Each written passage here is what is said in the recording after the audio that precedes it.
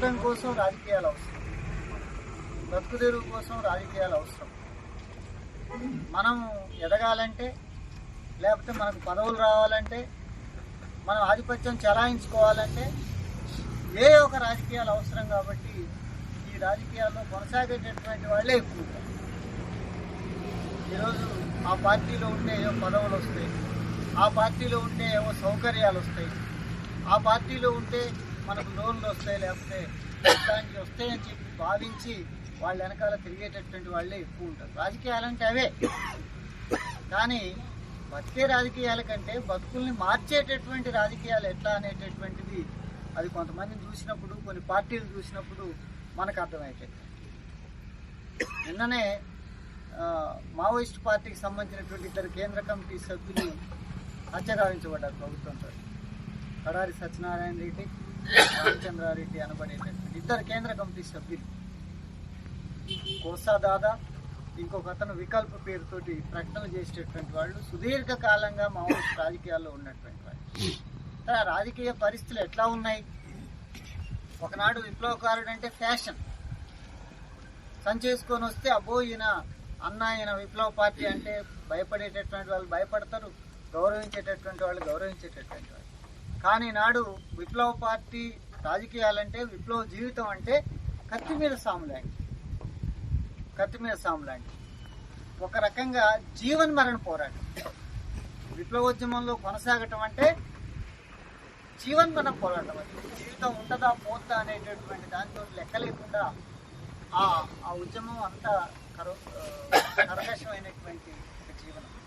ఆ స్థితిలో నిన్న చనిపోయినటువంటి కాంగ్రెస్ ఒక రకంగా మావోయిస్టులు లేదా ఈ దేశంలో నక్సలైట్లు అనేటటువంటి వాళ్ళని లేకుండా చేద్దామని చెప్పి ప్రభుత్వం కక్షగట్టి గత 1.5-2 సంవత్సరాల కాలంగా ఆపరేషన్ కగారు పేరుతోటి ప్రతి వాళ్ళని కనపడేటువంటి వాళ్ళని కనపడ్డట్టే కాల్చివేసేటటువంటి ఒక దుస్థితి మన పక్కనే ఉన్నటువంటి బార్డర్లో, మన ములుగు నుంచి, మన చెర్ల నుంచి మొదలేస్తే మొత్తం ఛత్తీస్గఢ్ రాష్ట్రం అంతా కూడా కొనసాగుతున్నటువంటి పరిస్థితి. ఎక్కడో బార్డర్లో ఉండాల్సినటువంటి సైన్యం కాశ్మీర్లోనో, జమ్మూలోనో, లేకపోతే బంగ్లాదేశ్, పాకిస్తాన్ సరిహద్దుల్లోనో, చైనా సరిహద్దుల్లోనో ఉండాల్సినటువంటి సైన్యం అంతా కూడా మధ్య భారతంలో ఉన్నటువంటి ఇక్కడికి వచ్చి ఇక్కడ యుద్ధం చేస్తుంది, ఇక్కడ ప్రజల మీద యుద్ధం చేస్తుంది. పాకిస్తాన్ తోటి యుద్ధం చేయాల్సిన సైన్యం ఇక్కడ మన ప్రజలతో యుద్ధం చేస్తుంది. ఏమి అంటే వాళ్ళు పోరాటం చేస్తున్నారు కదా, వాళ్ళు సాయుధ పోరాటం అంటారు కాబట్టి వాళ్ళని అంచటమే మా లక్ష్యం అని చెప్పి. సాయుధ పోరాటం అయినా మరొక రాజకీయ అభిప్రాయాలు కలిగి ఉండటం అనేటటువంటిది మన రాజ్యాంగం ప్రకారం నేరమేం కాదు. ఒక అభిప్రాయం కలిగి ఉండటం నేరం కాదు. ఆ అభిప్రాయం ఆచరణలోకి వచ్చి అది భౌతిక రూపం తీర్చుకున్నప్పుడు, దానివల్ల శాంతి భద్రతల సమస్య ఉత్పన్నమవుతున్నప్పుడు, సమాజానికి ఇబ్బంది కలిగినప్పుడు తత్సంబంధితమైనటువంటి సెక్షన్లు మన చట్టాల్లో ఉన్నాయి, మన రాజ్యాంగంలో ఉన్నాయి. కేసులు పెట్టొచ్చు, వాళ్ళని జైల్లోకి పంపొచ్చు. ఇంకాస్త తీవ్రమైనటువంటి నేరాలైతే ఉరిశిక్ష చేయొచ్చు. గతంలో భూమయ్య, కృష్ణగౌడ్ లాంటి వాళ్ళని నక్సలైట్ రాజకీయాలు కలిగి ఉన్నటువంటి నేరానికి ప్రభుత్వం ఉరిదీసింది. అదొకటి. తప్ప ఒప్ప తప్పుడు సాక్ష్యాలైనా పర్లేదు, వాళ్ళని చట్టం ముందు, న్యాయం ముందు నిలబెట్టి వాళ్ళ నేరాలు ఇయ్యి అని చెప్పి తప్పుడు సాక్ష్యమే కావచ్చు చెప్పించి ఉరిదీసినటువంటి ఘటనలు జరిగిన ఎమర్జెన్సీ అంటారు. కానీ ఈనాడు జరుగుతున్నది ఏంటి? ఒక రాజకీయాలు కలిగి ఉన్నందుకే వాళ్ళని చంపేస్తాం పలానా తేదీలోపు అని చెప్తున్నటువంటి ఏదైతుందో అది కేవలం ఈ దేశంలో విప్లవకారులకే అట్లాంటి డెడ్లైన్ అనేటటువంటి ప్రభుత్వాలు పెట్టినాయి. ఇట్లాంటి స్థితిలో విప్లవ జీవితం అనేటటువంటిది చాలా కష్టతరమైనటువంటి జీవితం. అట్లాంటి జీవితం అది మొత్తం ప్రజల జీవితాలని మార్చేటటువంటి ఒక రాజకీయం, మానవతావాదం, విప్లవ రాజకీయ జీవితం. దాన్ని ఎంచుకున్నటువంటి వాడు కామ్రేడ్ పాషా. ఇంతకుముందే అధ్యక్షుడు చెప్పినట్టు పుట్టుక జనరల్గా ప్రతి జీవ పరిణామంలో పుడతారు, పుట్టుక సహజం. ఆ తర్వాత క్రమంలో ప్రధానంగా మానవ జీవితంలో ఒక మనిషి ఇంకో మనిషి గురించి ఆలోచించటం, ఒక మనుషుల గురించి ఆలోచన చేయటం, కుటుంబంతో పాటు మొత్తం సమాజం గురించి ఆలోచన చేయటం, మొత్తం పరిసరాల గురించి ఆలోచన చేయటం, వీటన్నిటి గురించి ఆలోచన చేయటం అనేటటువంటి మేధస్సు అంతిమంగా సమాజ శ్రేయస్సు. రాజకీయాల్లో ఉన్నటువంటి వాళ్ళు తన అభివృద్ధి ఏంటి, తనేంటి, తనకు రాజకీయాలు ఎట్లా ఉపయోగపడతాయి అనేటటువంటి కాదు. తాను ప్రజా రాజకీయాలను ఎంచుకున్నప్పుడు తన వ్యక్తిగత జీవితం కూడా ఆ విప్లవ ప్రజా రాజకీయాలకు లోబడి ఉంటది. ఏమయ్యా ఎందుకు రాలేదంటే నాకు కడుపు నొత్తుందంటే దానికి సమాధానం ఏం లేదు. ఎందుకు రాలేదంటే నాకు సర్ది చేసింది, నేను లేవట్లేదు. ఎవడు అడుగుతాడు? ఈరోజు పార్టీ జిల్లా నాయకులు కావచ్చు, రాష్ట్ర నాయకులు కావచ్చు, పాషాణ వర్ధంతికి ఎందుకు రాలేదని ఎవరికైనా ఫోన్ చేయండి మీరు. అన్న నాకు సర్ది చేసిందంటే, లేవలేకపోయినా నాకు జ్వరం వచ్చిందంటే దానికి జవాబు ఏం లేదు. మరి రావాలనేటటువంటి పట్టుదల ఎక్కడి నుంచి రావాలి? ఒక కర్ర పట్టుకొని వచ్చే కాన్సెట్ మల్లన్నో, లేకపోతే నడవలేకుండా ఉన్న పూజం విషయంలో ఎవరో ఇట్లాంటి వాళ్ళు ఎన్ని ఇబ్బందులున్నా ఏదో ఒకటి చేసి మనం పోవాల్సిందే అనేటటువంటి పట్టుదల, ఆ పట్టుదల ముందు మన అంగవైకల్యమా, మన ఆర్థిక సమస్య, మన శారీరక సమస్య, మిగతా అన్ని సెకండరీ అవుతాయి. ఇల్లు వదిలిపెట్టి ఏదో యూరియా ధర్నా జరుగుతుంది అక్కడికి పోదామంటే ఇంట్లో అన్నం ఎవరు అంటారు, కూర ఎవరు చేస్తారు, నేను ఈ పని చేస్తా అంటే నువ్వు నీళ్ళు లేకపోతే నువ్వు ఇజ్జే ఎట్లా పోతున్నావు అని చెప్పి ఇంట్లో ఒత్తిళ్ళు ఉంటాయి. ఆ సంఘర్షణలో ఆ మనిషి ఏ నిర్ణయం తీసుకోవాలి? పిల్లగాని పట్టుకునే నిర్ణయం తీసుకోవాలన్నా, యూరియా రైతుల ధర్నా కాడికి పోయే నిర్ణయం తీసుకోవాలన్నా? అంటే ఉదాహరణకు నేను చెప్పేది ఏంటంటే, ఇట్లాంటి విషయాల్లో ఏ ఆటంకాలు వచ్చినా అవన్నీ రెండు అంశాలే. ప్రధానమైనటువంటిది మనం ఎంచుకున్నటువంటి విప్లవ రాజకీయం, ప్రజా రాజకీయ జీవితం ఏదైతుందో అది ప్రధానం అనేటటువంటి దాన్ని ఎంచుకొని దాని చుట్టే రాజకీయాలు. అది ఎన్నన్నా కానీ మీకు పిల్లలు ఉన్నారా లేరా, వాళ్ళు చక్కగా చదువుకుంటారా లేదా, నీ భార్య పరిస్థితి ఏంది, నీ అమ్మ నాన్నల పరిస్థితి ఏంది, నీ అన్నా చెల్లెల పరిస్థితి ఏంది, ఎవరికేం ఇబ్బందులు ఉన్నాయి, అవన్నీ రెండో అంశం, అవన్నీ సెకండరీ. ప్రధానమైనటువంటిది మనము ప్రజా రాజకీయ జీవితం ఏదైతుందో అది ప్రధానంగా ఉన్నటువంటి వాళ్ళే విప్లవకారులు. అట్లాంటి కమ్యూనిస్టు విప్లవకారుల్లో కాబట్టి పాషాణకు ఒక ప్రత్యేకత ఉంది. తాను చదువుకున్నటువంటి కాలంలో ఇంటర్మీడియట్ అయిపోగానే మిగతా ఏం లేదు, పలానా పెంకు ఫ్యాక్టరీలో బాధ్యత తీసుకోవాలంటే ఆమె వచ్చి ఆయనకు బయారంతో ఏం సంబంధం లేదు. గుండాల ఇల్లెందు ఖమ్మం తప్ప బయారంతో సంబంధం లేకపోయినా ఇక్కడ పెంకు కార్మిక ఉద్యమానికి నాయకత్వం వహించాలి వెళ్ళమనగానే వచ్చి ఇక్కడ తండాల్లో పట్టుకున్న పెత్తండ కావచ్చు, బంజరాయి తండ కావచ్చు, లేకపోతే మన నామాలపాడు, కొత్తపేట, బయ్యారం ఈ ప్రాంతాల్లో, ముకుందాపురం ప్రాంతాల్లో తిరిగి వీళ్ళని ఆర్గనైజ్ చేసేటటువంటి ఒక పని. ఆయనకు పెళ్లి కానటువంటి స్థితిలో యవ్వనంలో ఆయన జీవిత భాగస్వామిని ఆయన పనిచేసేటటువంటి ప్రాంతంలో జ్యోతిని ఎంచుకొని కులంతో మతంతో సంబంధం లేకుండా పెళ్లి చేసుకొని ఆ తర్వాత అనేక ఆటుపోట్లలో ఎన్నో వచ్చినాయి. నేను అనుకుంటా మన పార్టీలో అనేక మందికి అట్లాంటి సమస్యలు వస్తాయి, కానీ అత్యధిక సమస్యలు మన అంతర్గత పోరాటంలో కూడా ఎక్కువ సమస్యలు ఎదుర్కొన్నటువంటి వాడు కామ్రేడ్ పాషా ఎదుర్కొన్నాడు. వాటన్నిటినీ ఎదుర్కొని కూడా తను విప్లవ రాజకీయాల నుంచి వెనక్కెళ్ళలేదు, ఇంకొక బూర్జువా రాజకీయాల వైపు పోలేదు. తన రాజకీయ చైతన్య స్థాయిని మరింత పదునెక్కించుకుంటూ ఆయన ఏ కార్మిక వర్గంలో పనిచేసిండో వాళ్ళతోటి సంబంధాలు కొనసాగిస్తూ, ప్రజలతోటి సంబంధాలు కొనసాగిస్తూ, పార్టీలో క్షేత్రస్థాయిలో తన పనిని కేంద్రీకరించి, అది బయ్యారంలో గీత కార్మిక సంఘం గొడవ కావచ్చు, లేకపోతే మద్య నిషేధం ఉద్యమం కావచ్చు, సార వ్యతిరేక పోరాటం కావచ్చు, అది ఏ ఉద్యమం అయినా ఆయన అక్కడ ప్రజలకు నాయకత్వం వహించేటటువంటి స్థాయిలో, క్షేత్రస్థాయిలో ఉండి ప్రజల్ని వాళ్ళని లీడ్ చేసినటువంటి వ్యక్తి కామ్రేడ్ పాషా. అందుకని ఈ ప్రాంతంలో పనిచేసినటువంటి వాళ్ళు ఎవ్వరు అదేదో నామస్మరణ లాగా పాషన్న అంటే అదొక బ్రాండ్ అంబాసిడర్, పార్టీ పాషన్న చెప్తే అదొక శాసనం. ఎందుకంటే ఒక పార్టీ నాయకుడిగా ఉండి తను చేసేటటువంటి పని, తన ఆచరణ, ఇవన్నీ కూడా కార్యకర్తలందరినీ కూడా ఏకతాటి మీద నడిపినటువంటి ఒక హిస్టరీ, చరిత్ర ఆయనకుంది. అట్లా అందరూ అభిమానించి తనకు సంబంధించి తన వెనక పోలమని పోయినటువంటి ఒక చరిత్ర ఉంది. అట్లా బయ్యారం చరిత్రలో మొత్తం ఇల్లెందు ప్రాంతంలో లేదా ఉమ్మడి ఖమ్మం జిల్లాలో ఒక బలమైనటువంటి విప్లవోద్యమ కేంద్రంగా బయ్యారాన్ని తీర్చిదిద్దడంలో, సుదీర్ఘకాలం నిలబెట్టడంలో ఒక ప్రధానమైనటువంటి పాత్ర కామ్రేడ్ పాషన్న పోషించాడు. ఈ 5వ వర్ధంతి సందర్భంగా ఆయనకు మనం వినమ్రంగా జోహార్ అర్పించాల్సినటువంటి అవసరం ఉంది. ఒక ప్రశ్న, ఒక సవాల్ ఈనాడు దేశభక్తుల ముందు, మానవతావాదుల ముందు, కమ్యూనిస్టులు అని చెప్పుకునేటటువంటి వాళ్ళ ముందు ఉంది. కమ్యూనిస్టులు చాలా మంది కమ్యూనిస్టులు, అందరూ కమ్యూనిస్టులే.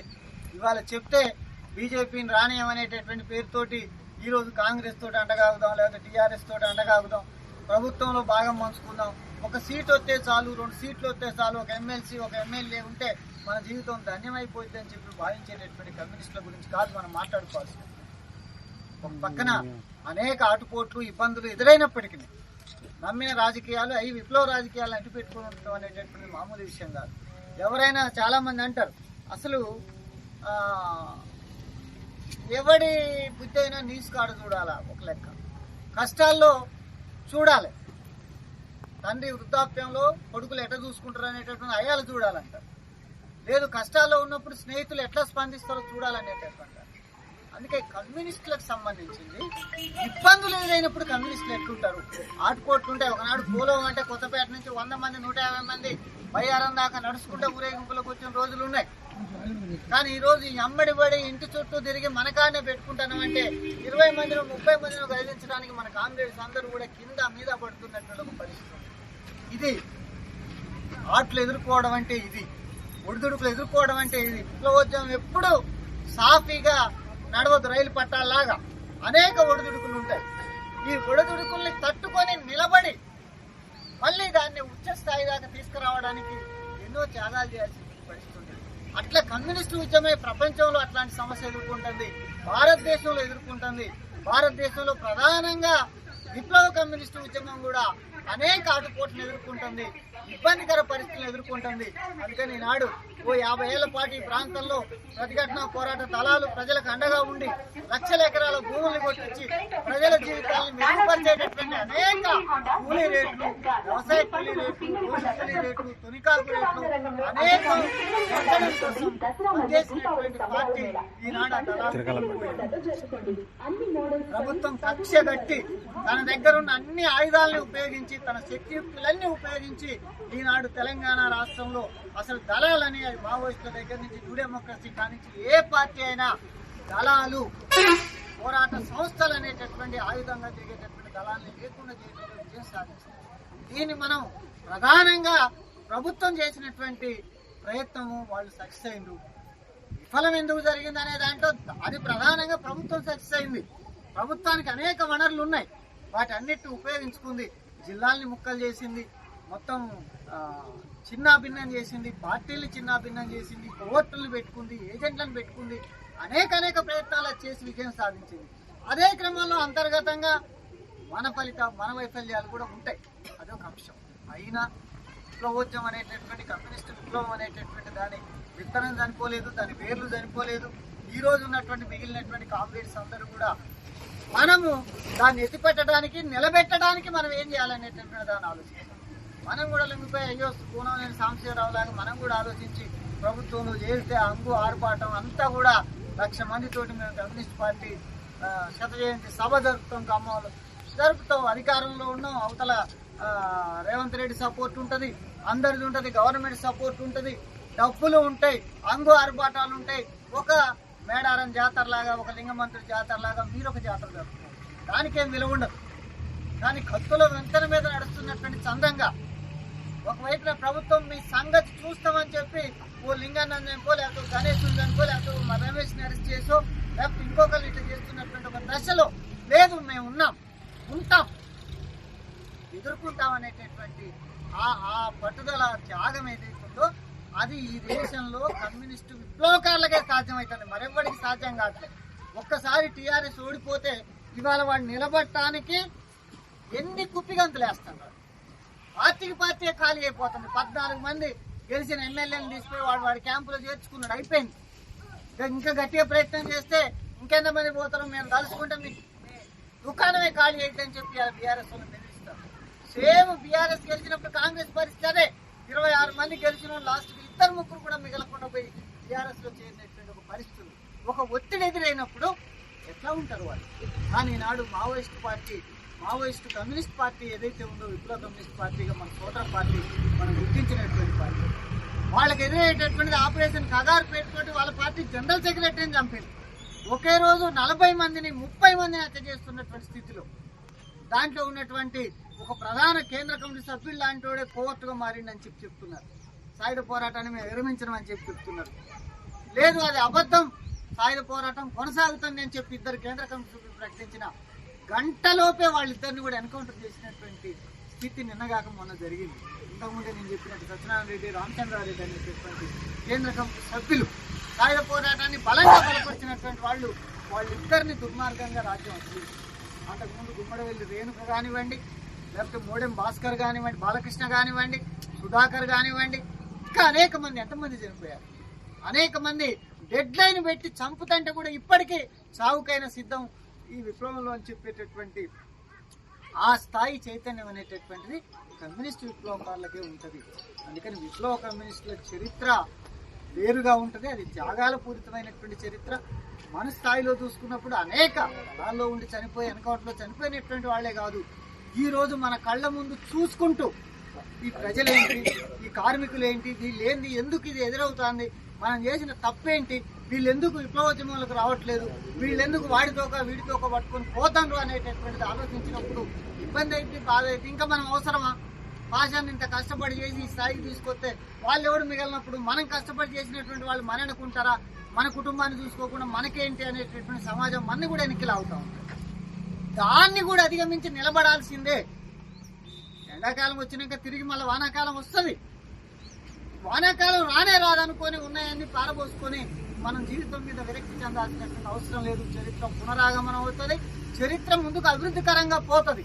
అందుకని పాషా లాంటి కామ్రేడ్స్ ఏదైతే వాళ్ళ ఆచరణ ఉందో, ప్రధానంగా వాళ్ళ జీవిత క్రమం ఏదైతే ఉందో, అది ఏ వర్గ దృష్టితోటి ఒక పీడిత వర్గం, పేద వర్గం ఏదైతే ఉందో దానికి తన జీవితాన్ని అంకితం చేసుకొని తుదిదాకా ఆ లక్ష్యంతో ఎన్ని ఒడిదుడుకులు వచ్చినా వాటితోటి కింద మీద పడుతూ ఆ లక్ష్యాన్ని విడకుండా ముందుకుపోయినటువంటి చరిత్ర ఏదైతుందో అది మహోన్నతమైనటువంటిది. చరిత్ర ఎప్పుడైనా త్యాగాలతోటే మారింది. చరిత్ర ఎప్పుడైనా త్యాగాలు లేకుండా మారిన చరిత్ర లేదు, మారిన సమాజం లేదు. ఒక సమాజం మరొక సమాజంగా మార్పు చెందడానికి, ఒక దోపిడీ వ్యవస్థ అది కూలిపోవడానికి ఎన్ని లక్షల తలలు దిగినటువంటి చరిత్ర ప్రపంచ కమ్యూనిస్ట్ ఉద్యమంలో ఉంది, ప్రపంచ చరిత్రలో ఉంది. అది రేపు కూడా ఉంటది. చరిత్ర రక్తంతో ఎరుపెక్కుద్ది, చరిత్ర రక్తంతో ప్రకాశిస్తుంది. అందుకని ఈరోజు మావోయిస్టుల పేరుతో ఉన్నటువంటి వాళ్ళని ఎన్కౌంటర్లు చేసినా, ఈరోజు అర్బన్ నక్సలైట్ల పేరుతో సాయిబాబానో, స్టాన్ స్వామినో, మిగతా వాళ్ళనో జైళ్లలో పెట్టి హింసించి చచ్చిపోయేదాకా హింసించినా ఇదంతా కూడా ఒక పట్టుదల, ఒక విప్లవ కమ్యూనిస్టు పట్టుదలకు అది తార్కాణం. అందుకని కామ్రేడ్ పాషన్న 5వ వర్ధంతి సందర్భంగా ఈనాడు ఉన్నటువంటి భ్రష్టు పట్టిన రాజకీయ వ్యవస్థలో ఒక గంగాయి చెట్ల మధ్యన తులసి మొక్కల్లాగా బతికేటటువంటి కమ్యూనిస్టు కార్యకర్తలుగా మనం ఈ వ్యవస్థను మార్చాల్సిందే, ఈ సమాజాన్ని మార్చాల్సిందే. అందుకు మనం మరింతగా రాటుదేలి ముందుకెళ్ళి ఈ వ్యవస్థను మార్చడం కోసం ప్రజల్ని సమీకరించేటటువంటి లక్ష్య సాధనలో మనం ముందుకెళ్ళినప్పుడు మాత్రమే కామ్రేడ్ పాషన్న లాంటి అమరులకు మనం నివాళులు అర్పిస్తాం. ఈరోజు కామ్రేడ్ పాషన్నతో పాటు కొత్తపేటలో ఒక ఆదివాసీ బిడ్డగా ఉన్నటువంటి వెంకట నర్సు, దబ్బా వెంకట నర్సు, ఆయన పుట్టిన కాడ నుంచి మన జెండా పట్టుకొని కొనసాగినటువంటి మనిషి, చివరిదాకా చనిపోయేదాకా కూడా కమ్యూనిస్టుగా బతికినటువంటి వాళ్ళు, ఇట్లాంటి వాళ్ళు అనేక మంది విప్లవోద్యమంలో, విప్లవ కమ్యూనిస్టు చరిత్రలో ఉన్నారు. వాళ్ళందరికీ మనం వినమ్రంగా జోహార్లు అర్పిస్తూ, ఈ సందర్భంగా, వాళ్ళ మరణం సందర్భంగా, వాళ్ళ వర్ధంతి సందర్భంగా ఒక్కసారి మనం ఏంటి, మనం ఏం చేయాలి, మన కర్తవ్యం ఏంటి అనేది మళ్ళొక్కసారి వెనక్కి వెళ్ళి మనం అనుకొని, ఏదేమైనా మన జీవితంలో మనం ఇట్లనే బతకాల్సిందే. ఎదురైతే మనం బయటికి పోయిన తర్వాత మనకు అనేకం ఎదురైతే వాటిని అధిగమించి ముందుకు పోవడం అనేటటువంటి చాలా కష్టతరమైనటువంటిది. అయినా పట్టుదల ఉన్నటువంటి వాడే ముందుకెళ్తాడు. శివసాగర్ అంటాడు, 1000 కత్తివేట్లకు చెలించని వాడే రాజును ప్రతిభ్రష్టుని చేస్తాడు. కత్తివేటుకు భయపడతానంటే వాడు రాజును దింపలేడు. పులి గుహలోకి ధైర్యంగా వెళ్ళగలిగిన వాడే పులిపిల్లను పట్టుకొని వస్తాడు. కానీ బయట కూర్చొని, మంచం మీద కూర్చొని నాకు పులిపిల్ల కావాలంటే దొరకదు. అందుకని ఈ రాజ్యాన్ని మార్చాలంటే మనం కటువైనటువంటి కార్యకర్తలుగా, కరడుగట్టినటువంటి కమ్యూనిస్టులుగా మారాల్సిందే. కాబట్టి పాషన్న వర్ధంతి సందర్భంగా అట్లాంటి నిర్ణయం తీసుకొని ముందుకెళ్లి భారత విప్లవోద్యమంలో అమరులైనటువంటి వాళ్ళందరి ఆశయాలు సాధించే వరకు మనం ముందుకెళ్లాలని చెప్పి ఆకాంక్షిస్తూ